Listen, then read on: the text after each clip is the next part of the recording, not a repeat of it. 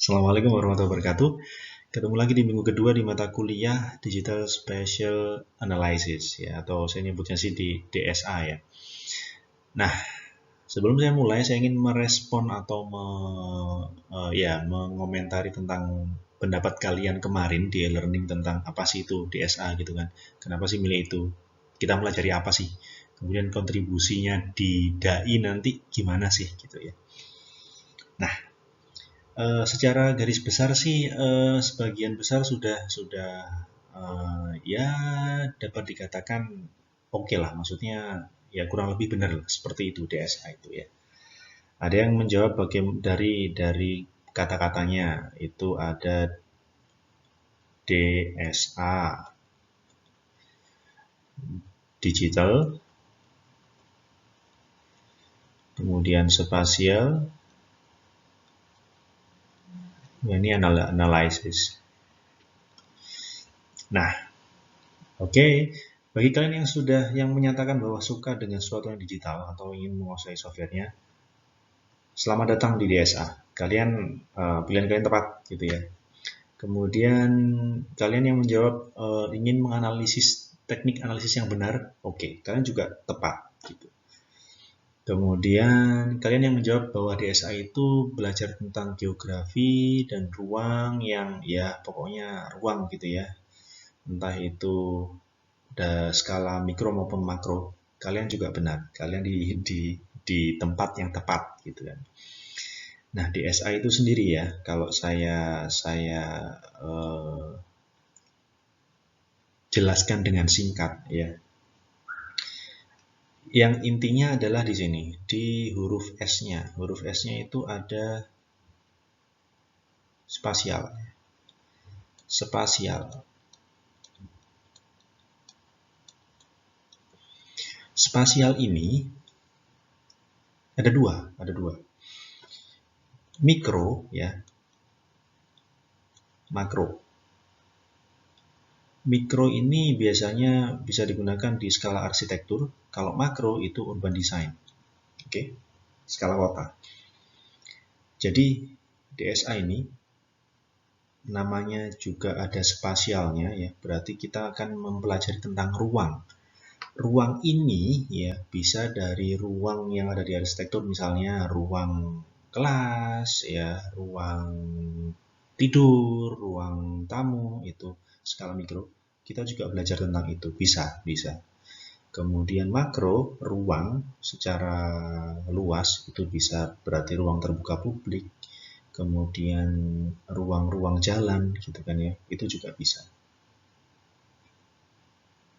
Nah, karena kemudian yang kedua, karena ada D ya, ada D.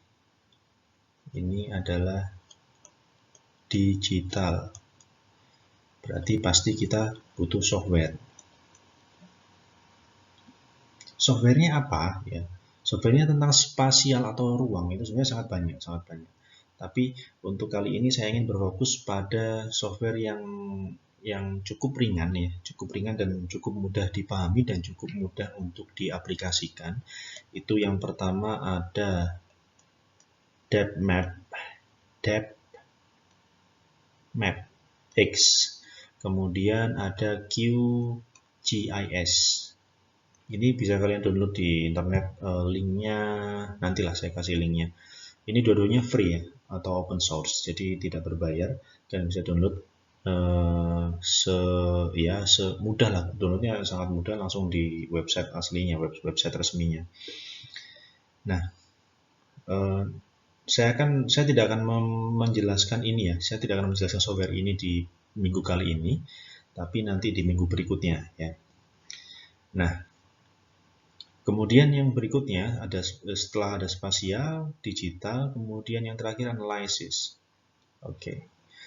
Jadi ini ya kita memang ingin menganalisis ya, analisis. Kemarin ada yang bilang ada yang ingin mengetahui gimana sih cara menganalisis dengan baik gitu, dengan benar. Oke, ya memang benar. Kita akan mempelajari itu. Jadi dua software ini, Depth Map dan QGIS ini dua-duanya memang menganalisis ruang ya, menganalisis ruang. Bahkan gini, depth map ini ya, kalau dari skala urban ya, skala makro itu bisa gini, dia bisa mengidentifikasi jalan mana yang punya tingkat konektivitas paling tinggi ya. Kalau mungkin cuma jalannya cuma 5, 6, kalian bisa menghitungnya tanpa software gitu kan. Artinya gini, jalan yang dengan konektivitas tertinggi itu berarti jalan itu adalah jalan yang memiliki keterhubungan paling banyak dengan jalan yang lain gitu. Ya paham ya. Kalau cuma 5 jalan, kalau jumlahnya cuma 5 jalan, kalian langsung bisa menghitung, oh ternyata jalan A ini bisa terhubung dari jalan C, bisa menghubungkan ke jalan C, D, B, dan E gitu kan ya. Saya gambarkan ya. Misalnya di suatu kota itu ada jalan ini, kemudian ada jalan ini, gini ya, misalnya gitu, ini, gini. Nah, otomatis kalau jalannya sempit, maksudnya jalannya nggak terlalu banyak seperti ini, kan langsung bisa menghitung bahwa jalan yang paling konektivitasnya paling tinggi itu adalah jalan yang ini, ya, jalan yang ini. Karena jalan ini menghubungkan ke jalan yang ini, kemudian jalan yang ini, jalan yang ini, jalan yang ini, jalan yang ini. Oke. Ini langsung ketahuan tanpa menggunakan depth map pun ya oke, kalian bisa menghitungnya. Nah, bagaimana ketika jaringan jalannya sudah mencapai ratusan bahkan ribuan bahkan skala kota atau kabupaten atau provinsi? Kalian nggak mungkin menghitungnya satu-satu, survei satu-satu, itu takes time gitu kan. Nah, depth map X ini bisa menghitung itu dengan cepat sehingga terdefinisi bahwa jalan manakah yang paling banyak konektivitasnya gitu. Artinya gini, jalan yang paling banyak konektivitasnya berarti jalan itu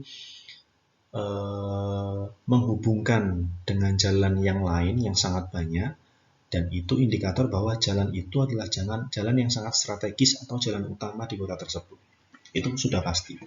Nah, ini nanti kontribusinya bisa langsung ke DAI. Misalnya kalian DAI berapa? DAI 5 bukan? 2000 ya, DAI 5 ya. DAI 5. Kalian diminta untuk mencari lokasi yang strategis untuk membangun mixed use, ya, mixed use building. Nah, itu kan kemarin itu jadi pembahasan. Gimana sih kriteria strategis itu? Nah, kalian bisa pakai depth map X ini gitu. Nah, rencana saya ingin menghubungkan itu sih, jadi nanti kasus yang ada di DAI kalian bisa dibawa ke sini gitu. Misalnya dalam pemilihan site ya, pemilihan lokasi mana sih yang daerah mana sih di kota kalian yang strategis gitu kan. Itu bisa. Tapi apa ya, mungkin ini nanti tidak sejalan dengan SAP-nya DAI 5 gitu kan ya, karena ini mulainya agak sedikit lebih lambat, sedangkan di DAI 5 kalian sudah harus bikin data tapak dan memilih lokasi gitu kan. Nah, saya berikan contoh lagi untuk depth map X ini yang skala mikro misalnya ya. Skala mikro misalnya gini. Kalian punya bangunan hotel nih ya. Apartemen ya, apartemen. Ini lantai 1. Pintu masuknya di sini. Kemudian ada ruang-ruang, ini kamar-kamar misalnya, dan seterusnya gitu ya. Kalian sudah mendesain ruang ini nih. Kemudian di sini resepsionisnya. Nah, kemudian ini kalian bawa ke depth map X. Depth map X ini misalnya kalian gini, misalnya kalian ingin mencari lokasi yang paling tepat untuk meletakkan meja resepsionis atau pusat informasi. Nah, ya kan? Kita mungkin bisa berasumsi bahwa pusat informasi harus dekat dengan pintu masuk misalnya, dan harus bisa kita mengasumsikan resepsionisnya di merah ini, bulatan merah ini. Ini kan kita hanya mengasumsikan bahwa biasanya resepsionis terletak di dekatnya pintu masuk, karena resepsionis harus mudah dilihat dari pintu masuk, dan resepsionis itu harus bisa melihat ke segala arah gitu. Nah, tapi kan kalian tidak punya dasar, kalian hanya punya dasar yaitu berupa asumsi saja. Nah, untuk depth map X ini ya, kalau denah kalian ini kalian bawa ke depth map X, maka kalian akan punya perhitungan kenapa sih nanti posisi yang tepat ya. Posisi yang tepat tuh di mana? Apakah benar-benar di sini ataukah justru di daerah sini ataukah justru di sini gitu. Nah, itu depth map X itu bisa mengaplikasikan itu. Jadi, kalian menentukan posisi suatu ruang sesuai dengan fungsinya dan sesuai dengan maksud kalian. Itu kalian punya dasar yang kuat, tidak hanya mengandalkan asumsi. Ya, depth map X bisa ke sana. Nah, ini nanti mungkin yang project yang ini ya, untuk kasus yang menganalisis posisi ruang yang tepat sesuai dengan fungsinya, itu nanti mungkin bisa sejalan dengan DAI 5 kalian ketika kalian nanti menggambar denah. Kan nanti denahnya kan masih agak jauh ya. Nah, nanti bisa disimulasikan di depth map X gitu. Atau bahkan gini, atau contoh kasus lain, misalnya ini misalnya layout rumah sakit ya. Ini ada kamar-kamarnya, kamar rawat inapnya, terus ini ada ruang dokter dan lain sebagainya. Ini ada nurse station di sini ya, ini nurse station. Nah, di mana sih letak nurse station yang tepat gitu kan? Sedangkan kriteria nurse station itu dia harus bisa mudah ditemukan dan juga nurse station itu harus bisa melihat ke segala arah. Sama kayak resepsionis tadi, bahwa nanti depth map X bisa menentukan tempat yang paling terbaik, yang paling posisinya paling pas itu di mana tepatnya. Depth map X bisa memprediksikan itu. Nanti kita akan bahas satu-satu pelan-pelan ya, pelan-pelan. Kalian pasti di sini masih sangat bertanya-tanya gimana sih cara kerjanya, pasti sangat bertanya. Tapi nanti jangan dipikirkan dulu, pelan-pelan dulu ya. Kita akan jalan pelan-pelan sehingga kalian memahami dengan baik gitu. Walaupun sangat sederhana, yang penting kalian bisa paham dengan baik gitu dan bisa diaplikasikan di kuliah-kuliah kalian selanjutnya. Nah, gitu ya. Jadi di SA itu seperti itu. Kita akan mempelajari ruang, menganalisis ruang dengan software secara digital. Entah itu ruang makro maupun mikro. Ya. Nah, untuk tugas minggu depan, untuk tugas minggu ini yang dikumpulkan minggu depan, akan saya jelaskan setelah ini, oke?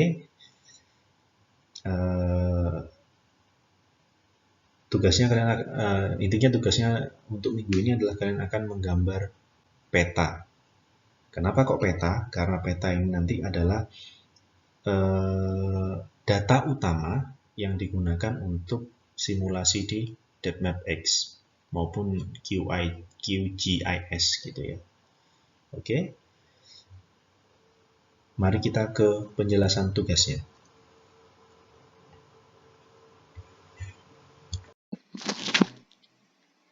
Oke, jadi ini tugasnya ya.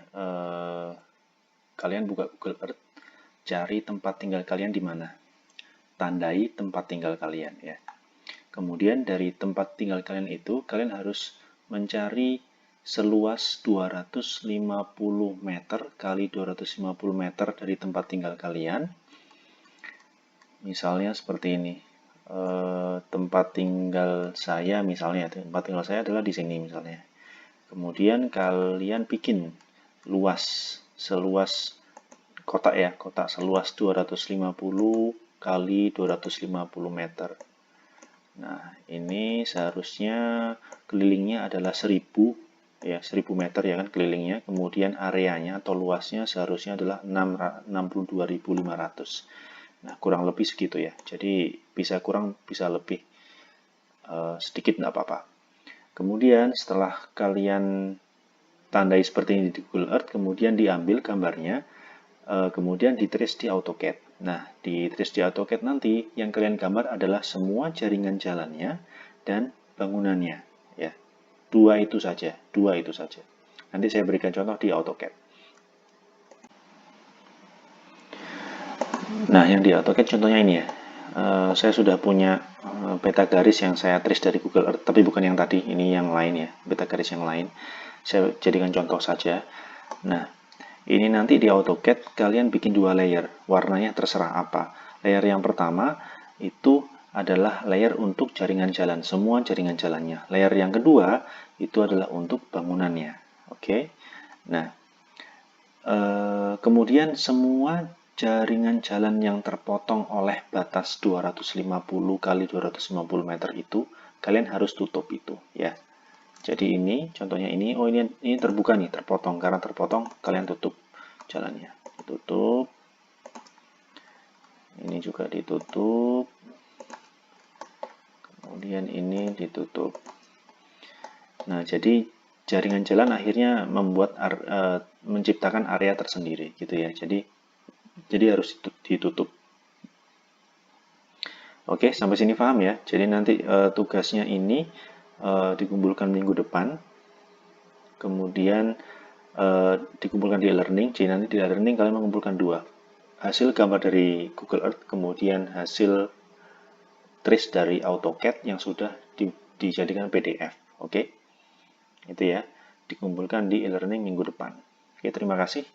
Untuk yang masih bingung atau belum paham, boleh ditanyakan di grup. Oke, terima kasih. Assalamualaikum warahmatullahi wabarakatuh.